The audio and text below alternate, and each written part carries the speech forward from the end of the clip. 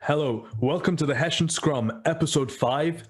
Joining me today is the man who brought back the French and Swedish style of black metal into full force and combined them into one. Ildrak from the band Ancient Gate. Hail Ildrak. Hails. Hello, everyone. Hello, Nick, and hello, everyone hearing this show. Here's Hildrak from Ancient Gate, speaking from Argentina. All right, so let's get started with the first question. I don't think I've ever heard a band that combines like a mixture of Swedish, Greek, the really melodic stuff, with the very sad and depressed French style. Where did that come from? Yeah, I think it has to do with my influences. And well, when I was starting with heavy metal, specifically with extreme metal and black metal, I think I started to listening a lot of, well, the classic bands, Dark Throne, Immortal, and then I kind of discovered the Mutilation, Black Tepes, and so, and I kind of fell in love with the sound, with the more fun and sad way of writing riffs. So I think it comes from, but from that kind of bands. And well, I have a lot of bands that I listen to for influences, like Avigor and Sacramentum, Blue Dose North. I keep on mentioning that band. And well, I think it comes from that. Kind of like to mix the aggressiveness and the violence of the old school bands like Immortal, on Pure Holocaust, or Battles in the North, and more like a melodic touch to some of the songs, some of the sections of the songs, some bridges, some riffs. And I think that comes from bands like Mutilation and, well, the more melodic works of Blue Dose North. And I think it comes from a mixture of that. It sounds very coherent. It doesn't sound like, oh, here's the French part, oh, here's the Swedish part, here's the Greek part. It all makes sense in this, universe that you've created, with the fantastic artwork, that I hope everyone should see, the Empire Beyond Dusk. Yeah. I think it was a friend of mine that did the cover artwork, and I think it looks killer, man, and way beyond what I expected, and I'm so fucking happy of having his art on our record. Yeah, is the cover art related to a story in the album, or is it just part of the overall, the way you feel about the universe? Yeah, I think it more or less is leaning towards the lyrics of the title track, Empire Beyond Dusk.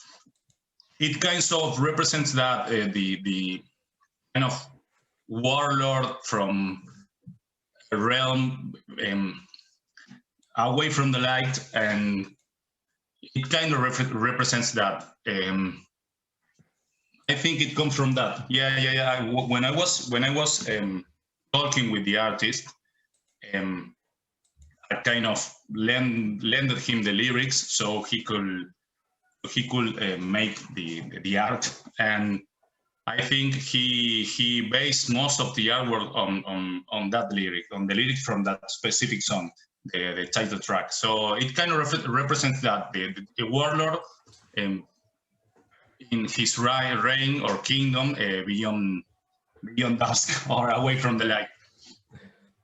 I also love the cover art from the Shadowlands. A lot more classic in style. Yeah. The artwork from our first album, it is. I didn't have when I started this band, Ancient Gate. I was playing in another black metal band called Spectral Light. That band, at that time, I'm talking about 2018, 2019, Spectral Light was my priority. we kind of broke up in 2019, beginning of March, April 2019. So I first I conceived Ancient Gate as some kind of parallel project. After Spectral Light broke up, I decided to make Ancient Gate my priority. And before that, I had recorded the debut album, and I was very much into bands like Judas Iscariot or Nargaroth or the first Patron albums, and I didn't want to spend a lot of money. It was more like a test to see how people will react to this project. So I just grabbed some classical art picture from the web. I think I entered the Metropolitan Museum in New York, the web page, and it had a lot of royalty-free images that you can edit, you can use for all your commercial projects and so. So I just grabbed an image from that. I don't even remember the author, but I just took a little portion from that image and used it for the artwork for our first album. That's the whole story of it. Yeah, it worked really well. And then you had I think so. You had the split, Morbid Gates of Winter, that came out very quickly after with Winter. Yeah, from Russia. And the story with that split release is that we released From the Shadowlands, our debut album, on June, I think, June 22.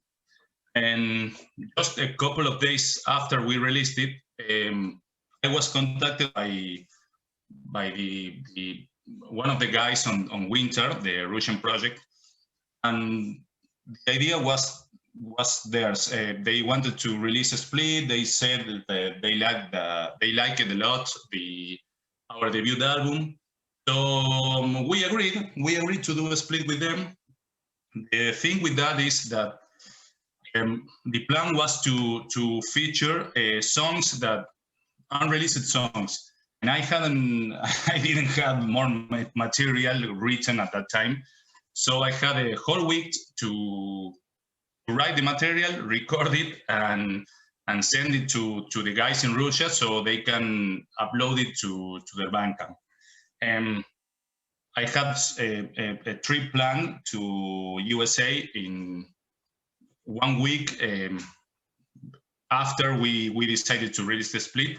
So I was in a hurry. So I wrote 2 songs, Beholding Dead Horizons and Castle Beyond Mist, or Behind Mist. They were previously unreleased songs. So I wrote that songs and recorded them. I recorded them by myself in Dallas, Sparta. It's kind of a rehearsal place from one of my closest friends, and I recorded it with a little help from my brother, and just mixed it and recorded vocals, I think in 2 or 3 days, and we released it. I gotta say I'm pretty happy with the results. More if you take into consideration the little time I had to write the songs and actually record them. So I'm happy with that release. In fact, I think it sounds, those 2 songs, even though I used the same equipment, I used the same studio and the same guitars, everything. I think these 2 songs from the split sound a lot better than songs from the debut album. So I was very, very happy with them, with those songs. I was listening to a lot of bands like The Eye from France. I think it's a side project from Inksval, from Bluetooth North. And it had this kind of repetitive riffs, with a lot of keyboards, a lot of atmosphere. So I think some riffs of some sections of the songs kind of reflect that, and well, I am very happy with our two songs. I gotta I gotta be honest, and I didn't listen a lot to the songs from Winter. I maybe listened it maybe 2 or 3 times, but I from what I can remember, they were good songs. So it was a nice split. So in many ways, Ancient Gate was created as to get away from the more visceral sound that you were doing with Spectral Light. All right. Yeah. We were Spectral Light was my. I think we made that band in 2017, and we recorded one album. And I am very happy with it, but I don't know. The influences were very different. The drummer, we founded the band. We made the band with the drummer. He's a friend of mine, but he was more into grindcore, death metal, or the, when he listened to black metal, he tend to listen to, I don't know, Dark Funeral, Marduk, bands that have a sound a little more aggressive or more brutal. So when I made Ancient Gate, the idea from the beginning was to kind of get away from that, have a little more of atmosphere, have we wanted to have in Ancient Gate dual guitars, making different melodies, and so things that I couldn't make. I wasn't able to make with my previous band because we were just one guitar. It was me doing guitars and vocals. One, of course, one drum and one bass, but we were only 3 people. So I wanted to have more keyboards, a lot of melodies, a lot of I think it's called counterpoint, when one guitar does one melody and the other does another thing a little different. I wanted to experiment with that. So yeah, in many ways, my motivation for starting Ancient Gate was that, to get away from the aggressiveness and more brutal way of making black metal that we were playing in Spectre Light. You know, it's funny that you say that you want to get away from that, because a lot of Latin American black metal is essentially that style. You know, constant blasts. You're not sure if it's grindcore or black metal. Yeah. I think we are here in Latin America. We have many bands doing that kind of stuff. I think it has to do a lot with the, I don't know, the founders of the style here in South America or Latin America. I mean Sarcófago, the early works of Sepultura and stuff like that. And they were more towards, I don't know, I think they call it war black metal or something like that. I'm not very much into that kind of sound. But a lot of bands here in Latin America are play that kind of black metal, that kind of music. We don't, I don't know, man. I like my music with a little touch of melody. I mean, you listen to an album like "Far Away from the Sun" from Sacramento, and man, it gives you goosebumps every time you listen to that melodies.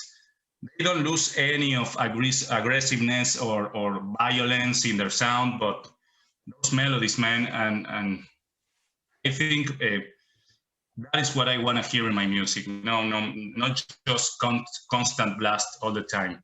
When I was younger, I'm 35 now. When I was younger, I mean 15, 16, I was a lot into that kind of bands. I mean, I was listening to slam death metal or grindcore or I don't know, Cannibal Corpse and stuff like that. But I kind of grew tired of that kind of sound. So I like to I like another kind of sound. All right. Now here is the important question. Okay. Yeah. So three Swedish bands: Dawn, Dissection, Sacramentum. What order do you put those three in? Oh man. You can make It's a lot of kind of enemies like this. It's such a difficult question, man. Let's see. I can say for sure that the third band will be Dawn, because even though I like Slaughterson, I think it's the work I like the most, but it didn't quite click on me. I don't know why, because it's such a fucking classic album, but I don't know why. I just like it. I like some songs, but I like more a band like Unanimated more than Dawn in that vein of sound. Well,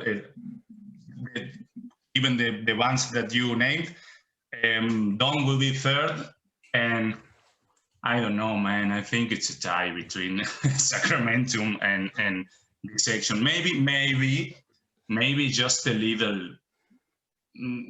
I will give the advantage to Sacramentum just a little bit. I mean, Sacramentum will be first. I love Dissection, but not as much as Sacramentum, I think. Even though Dissection have two amazing albums, The Tomberlane and Storm of the Light Vein, Sacramentum kind of, I don't know. I just listened to Finis Malorum. I think that's what the first EP from Sacramentum is called, and I didn't quite like it. And the Coming of Chaos and Thy Black Destiny didn't quite click on me. But Far Away from the Sun, man, it's such a monumental album. I think, I don't know. It's so hard to surpass it. Even the same Sacramentum could never surpass that album, in my opinion. And yeah, they're trying to do it though, because have you noticed they're really pushing a lot on promotion for Far Away from the Sun. They even shared a Hessian Firm article recently on Far Away from the Sun. Yeah. I saw it. A lot of have you seen, like, the t-shirts look beautiful, but I can't wear. I can't imagine myself wearing that in public. You know. No, I saw in their official pages. I mean, Instagram and or Facebook, I think. Yeah, they are really pushing that album. I mean, well, man, what else would they do? It's a classic album. It's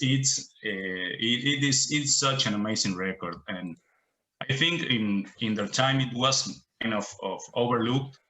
And if you read some reviews from scenes from around the time, and they kind of put them in the same bag as kind of Dissection clones, but I think they were so grown, man. So grown. That is such a monumental album. I fucking love it. Yeah, no, people who say it's a Dissection clone, I don't think they really get it, because it has the blue cover art. It's from Sweden, and it sounds melodic death black metal. So it has Necrolord on the artwork. Exactly. But I think the you can draw a comparison between Dissection and Sacramentum, but I think Sacramentum, went beyond what Dissection ever did. At least in my opinion, I think that kind of, we were talking the other day in via Facebook, and you told me something I didn't know, that the way in which they recorded the guitars, I mean, every guitar playing one note from the riff and then mixing that together. I don't know, they should have recorded 3-4 different tracks, and such a massive sound that album has. I think Dissection never quite achieved that, even though I love Dissection. But I don't know, I like more Sacramento. Yeah, I think John Nordveit was a bit too confident with his guitar skills because he was a very, very good player. Yeah, So yeah. He was phenomenal player. He was phenomenal. And just yesterday, I was listening to not the full album, but one song, "Thorns of Crimson Dead," and man, the melodies in that song and the riffs are fucking killer, man. And he was such a good player. definitely, and but then, with Ancient Gate, you've managed to take those, that style, but it doesn't sound like any of those bands. I'm not going to name them, but I've heard some bands when they play that style of music. I'm like, wait, I know exactly what song. Wait, that's the intro from Where Dead Angels Lie, for example. And with you've managed to have your own voice. How do you manage Yeah, to do well, that? yeah. I think we try to do that, to channel all our influences and make songs with that, not necessarily being copycat or copying other bands, but I think the goal with our music is that to channel our influences. It's inevitable.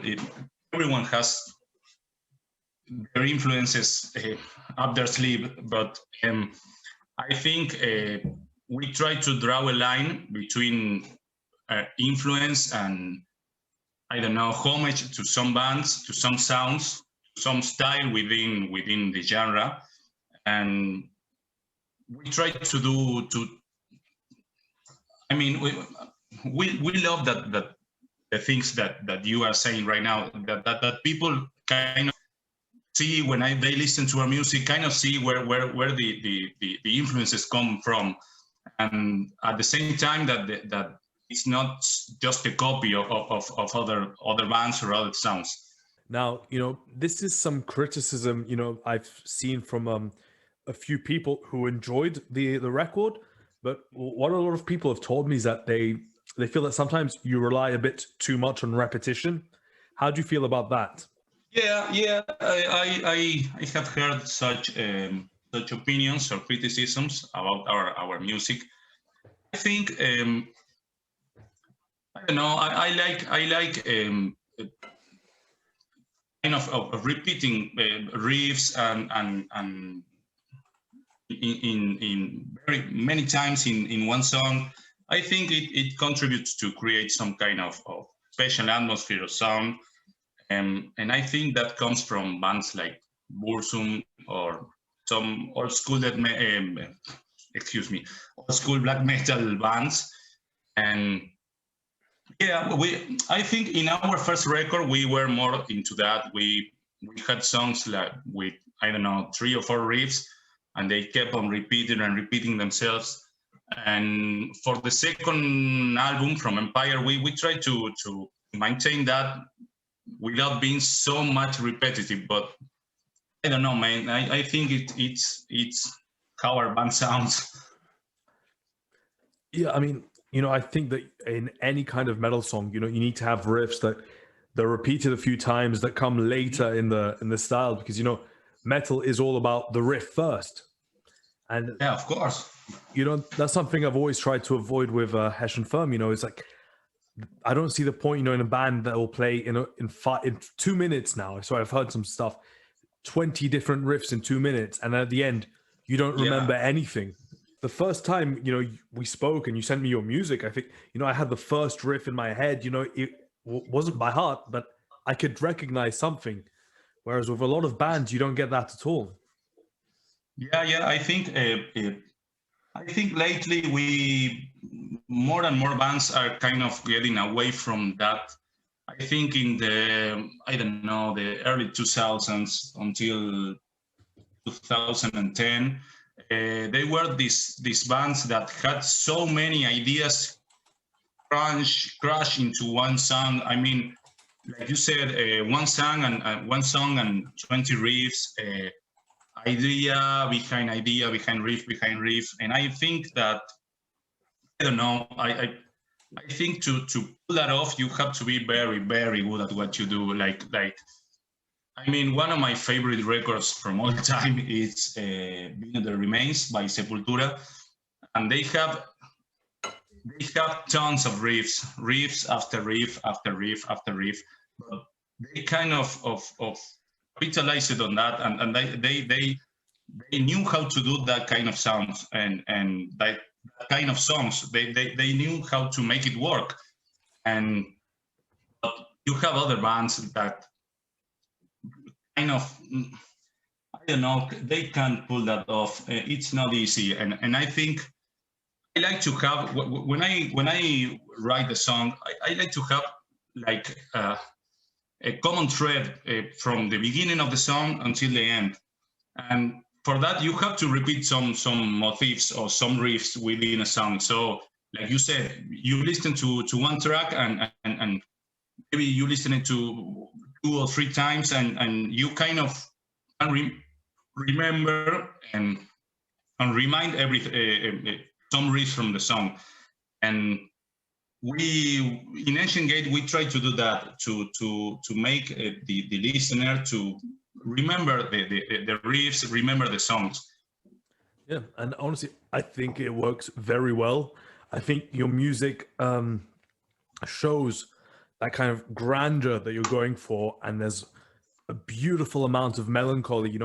What is some literature that inspired you, movies, video games, beyond music, for that kind of aesthetic? Yeah, I kind of like the stories about I don't know, a lot of topics, man. Cosmic horror, for example. I'm very much into Lovecraft and Dark Ashton Smith. In fact, my stage name Idrak, I borrow it from a story from Ashton Smith. I think it's called The Island of the Torturers or something like that. And I'm into that kind of stuff. So I like very much. I don't know, Stephen King. I like Clive Barker. That kind of literature, more towards the horror side of things. Lately, I mean, the past 5 or 6 years since I graduated from from my lawyer career, and I didn't have a lot of time to read new books because of my profession. I'm constantly reading things, so I kind of tired of I don't know. I grab a book and I read 2 or 3 pages and that's it. I can't do it anymore. But that is the kind of literature I like, more towards the horror side of things. And I don't know, I like to movies. I like all kinds of movies, man. I like horror movies. And a few days ago, I was watching Hellraiser, a fucking horror classic, and I like that kind of things. I don't know if they have to do a lot of or contribute a lot to the way I make music, or maybe in a subconscious way they kind of that influences from other places slip into the music, but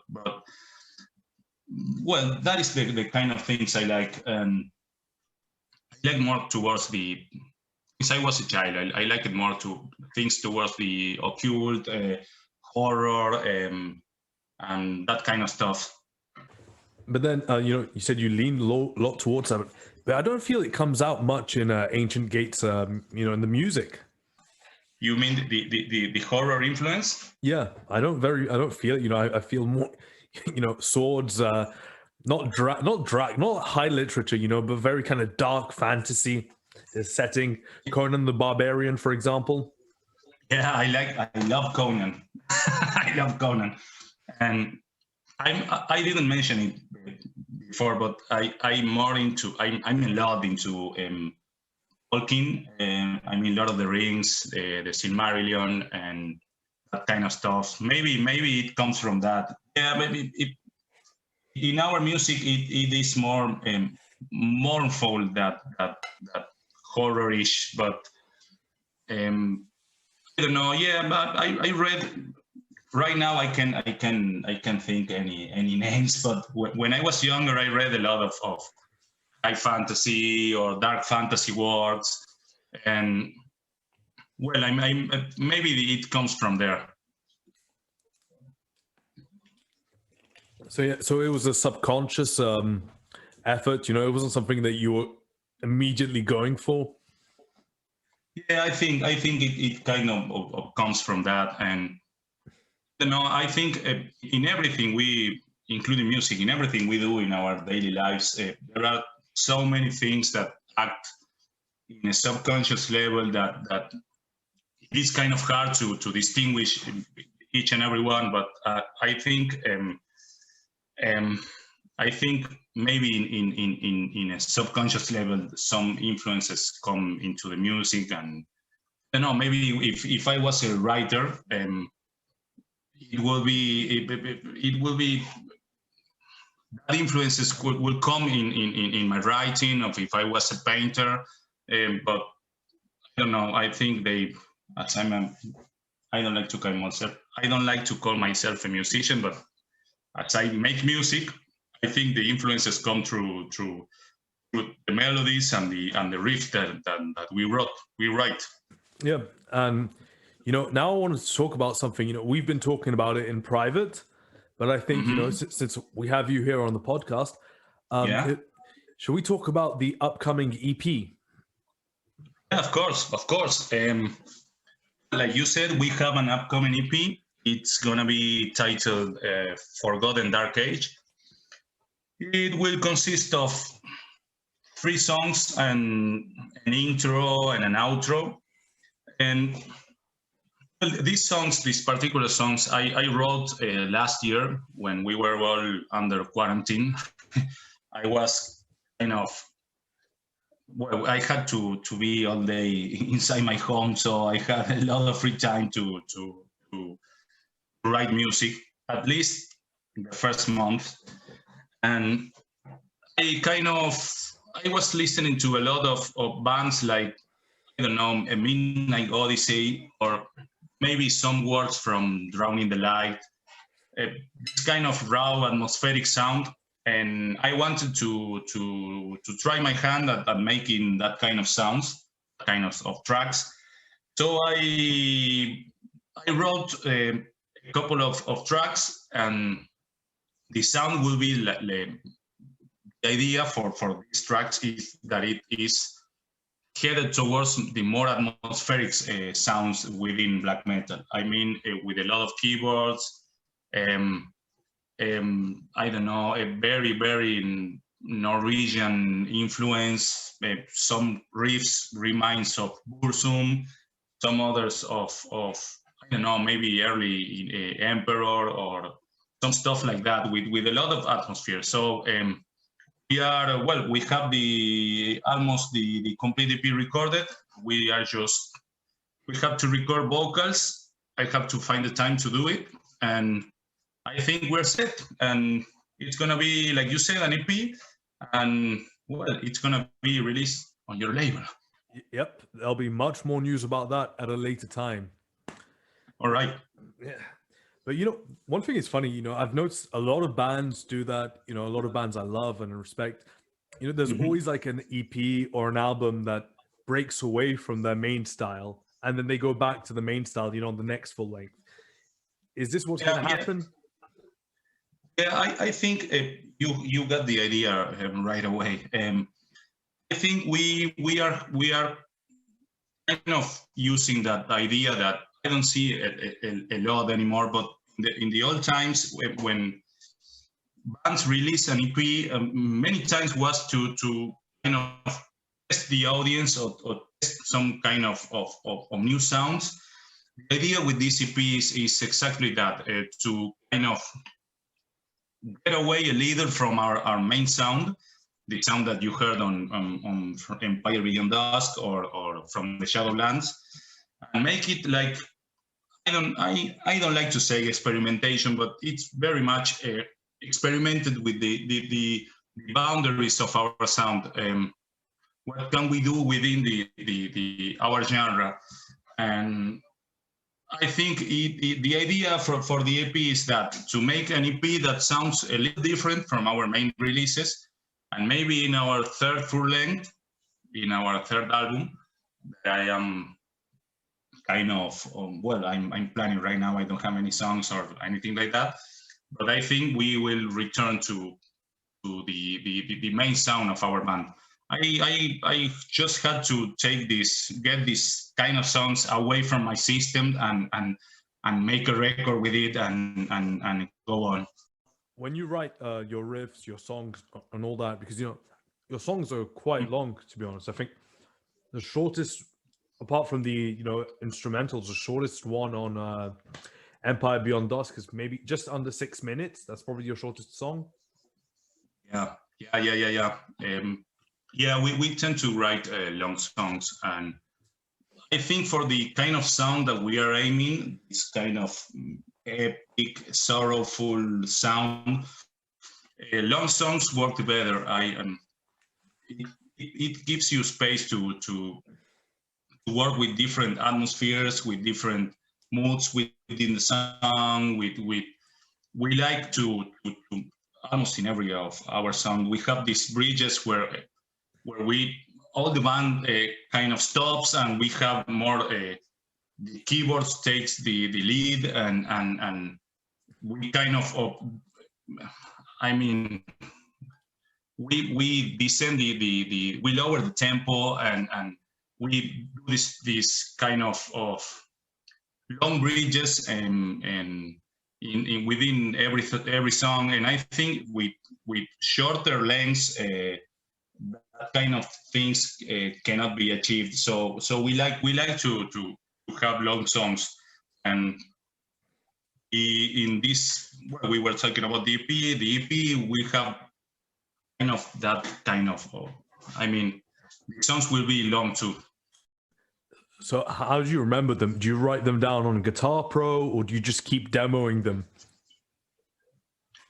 It was different for every record. For the first one, I just recorded the riffs on my cell phone, and then I have some digital audio workstation here in my PC, and I just plug the guitar on the line and make the demos of every song.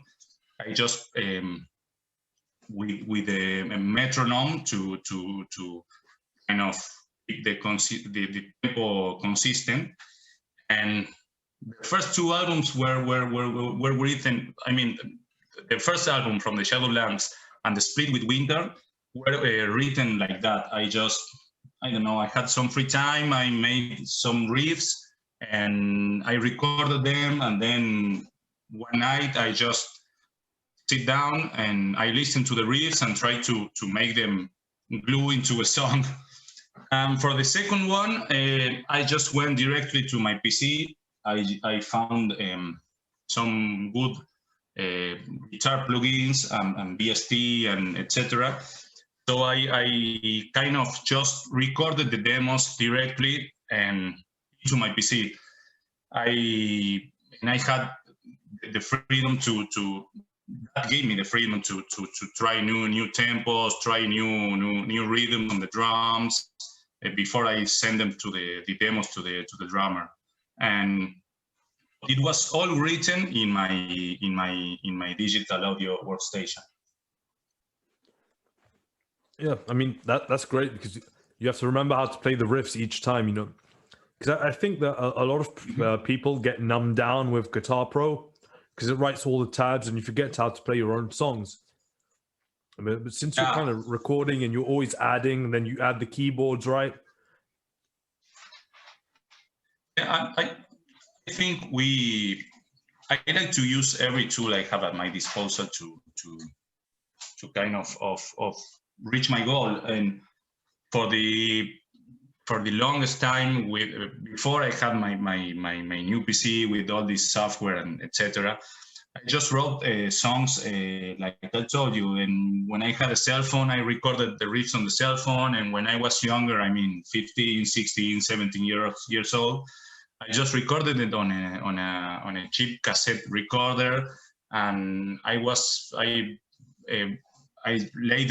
went and make the tabs by hand and remember the riffs. I think with the technology available today, it gives you a great help. I mean, I record the riffs directly on my line, and when I don't know, I'm rehearsing and I don't remember some part, I just can take the drums out, take the bass out, the keyboards out. I mean, I can even take out the overdrive or the distortion from the guitar, so I can better hear the what I'm playing. And I think it helps a lot. And I mean, you have so many things to record music, to write music right now, that it's unbelievable, man. I know. I mean, it's just so insane, and because of it, people are getting better and better at guitar. You know, I remember, being a teenager, and we were all struggling. You know, there weren't many YouTube videos, and Yeah. now I see all these 16-year-old kids, incredible home studios that cost less than $500, Yeah. and they're making EPs every fucking weekend. Yeah, right. You know, I mean, oh, but one thing that always fascinates me within the realm of kind of classic black death, heavy thrash, etc., is that a lot of these bands made their best works when they were younger. Yeah, right. Varg was very young when I think he was no more than 20 when he finished all the the pre-prison albums. Yeah. He was no more than 20, 21 years old. Right. Exactly. Yes, same with Ishan and Samuth were very young from Emperor. Yeah. The Satyr was guys. Yeah. But then I noticed on Hessian Firm, the opposite is happening. I asked this to every band, everyone on the, the label, which is what I want to see, is that keeps getting better and better.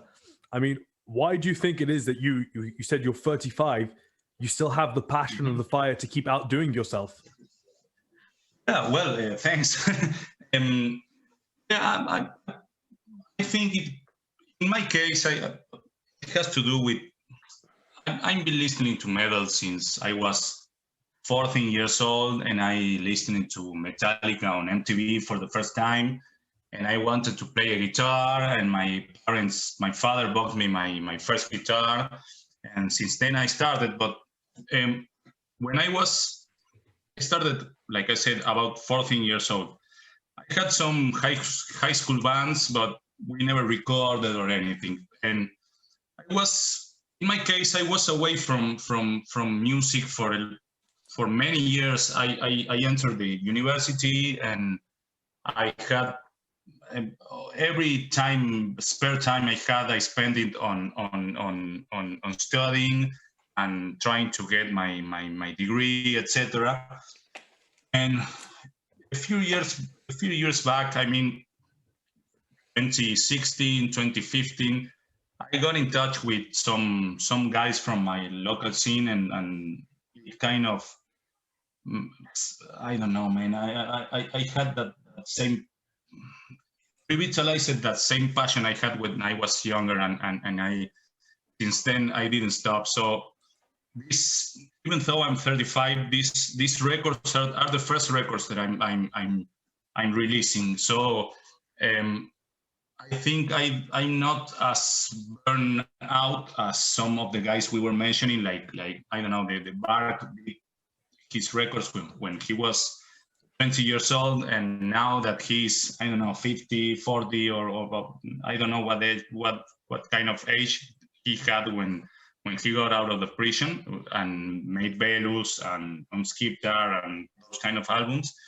I think he already gave everything he had to the black metal world when he was younger, and it's kind of difficult to maintain a level of quality with every release. In my case, I think, like I said, it had to do with the fact that I was many years away from metal in general. I was listening, obviously. I listened to metal every day of my life, but I wasn't playing in any bands or recording. And I think that prevented me from burning out. So now that I have the resources and I have the more time to dedicate to my instrument and my music, and I think I am producing everything I didn't do in my younger years. You know, you went to study law. You know, I did 1 year of law, and I fucking changed because I knew that would happen. It's I don't know. It's a strange world. The law. I'm a lawyer from I think 2014, and it's beautiful, man, but very strange, very difficult. There are days that I want to change profession and I don't know, do something else. But then again, you know, in law you have such depth. You know, there's a lot of law-based metal albums. You know, where you have executions, corrupted trials, everything. I mean, you know, I'm guessing you studied a lot of history of law. So have you ever thought about maybe integrating that into your music, or do you really want to keep your professional life and your musical life separate?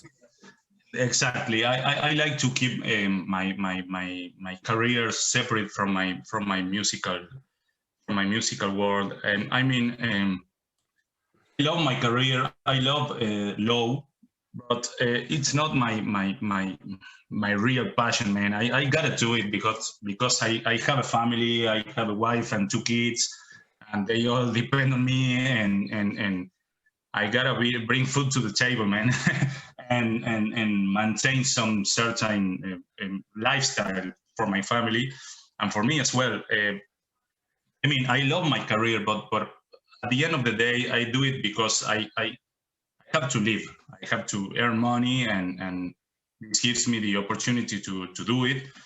But my it's not my passion, man. I mean, I like it, but it's not my passion. My passion, my real passion is, among other things, one of my real passions is it's music, man. And I wanna maintain it away from my career. It's my job, my daily job. It's such a stressful world. I mean, there are some times when it's 12 p.m. in the night and it's midnight and I'm still working. I'm still getting people to jail and things like that, and it's kind of stressful. It doesn't give you some space to enjoy another things in life. So I kind of, when I'm home and I don't have to work anymore, I just keep it. I just keep it there within my office. I try to not take it out. So I don't think we will see my law career mixing with my music. So do you believe that black metal has to stay away from the mundane? It can't do with anything that is too close to everyday life? Yeah. More than black metal, I think music in general. I mean, there are bands, like you said, that, I don't know, they sing about political topics, about society topics. And in my day and age, I'm fucking tired of it, man. When I listen to a record, I wanna be taken somewhere else, to someplace away from the mundane. And I think in that is true in black metal too. I think the style has to be, at least in my opinion, it has to be something like an escapism from the daily world. Like every work of art should do with the listener, of the viewer, of the reader. But then again, you know, death metal deals with the mundane. You know, a lot of death metal songs are about, you know, very accurate descriptions of corpses and various bodily things. You know, like Carcass. Yeah. Well, in that regard, I'm of the follow very much the opinion of Fenris from Darkthrone. He said that in one of his countless interviews, he said that when he liked more the occult aspect of death metal. I mean, when you read the lyrics from Southside Journey or I don't know, some Swedish albums from that time, and they don't deal necessarily with mutilations, with blood, with gore, with violence. I like more that kind of concept, the more occult stuff, the more macabre stuff, more than the gore or the violence. I don't know. It's my opinion, at least. Yeah, I see exactly what you mean. I mean, personally, I think Carcass is the only band that can do the gore stuff well, because they create these hilarious stories with them. I will admit something that it's very shameful, but I just know 2 songs of Carcass. I never gave myself the time to listen to Carcass. And when I was in my death metal period, when I was, I don't know, a couple of years back, I never gave them much attention. Maybe I should do it, but no, honestly, I can. You need to, especially Symphonies of Sickness. That's the most important one. Yeah, it's a classic. Yeah, that's a classic. Yeah. I read a lot about that record, but I don't know. I just didn't have time to listen to it. But maybe now I will do. I know the exact same feeling. Sometimes you'll read a lot of reviews about an album and you'll think, that's a classic, I need to check it out. But then somehow it just slips from your mind. Yeah. It occurred to me, and it happened to me when you recommended me Adramelech from Finland, I think. Mm. Yeah, I read a lot of reviews about that particular album, and they are praising it to the sun. But I never gave myself the chance to listen to the record properly until I was talking with you, and man, it's such a killer album. Yeah, I mean, yeah, sometimes we just have to sit down and just really take the time to enjoy it. That's the problem with metal sometimes. It requires a lot of concentration. Yeah. And you can't just sit down. Yeah, it's not some...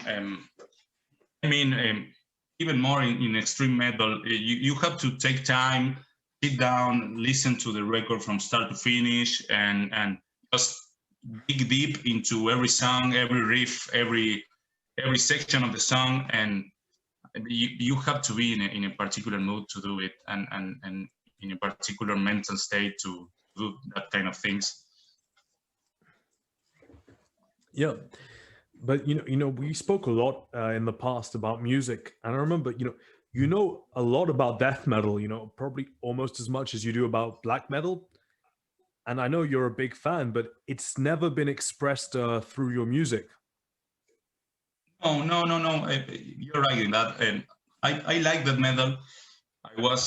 When I first started listening to metal, I was, like I said, I was listening to a lot of Metallica, and that took to when I wanted to experiment more extreme sounds, I started listening to Death, the band Death, and from that I listened to Side, Morbid Angel, Cannibal Corpse. I like a lot that metal, but I don't. I like to keep it. The death metal influence. I like to keep it away from our music. I don't think that myself. I'm not very good at mixing styles. I don't know. You have to be very proficient with your music, with your instrument.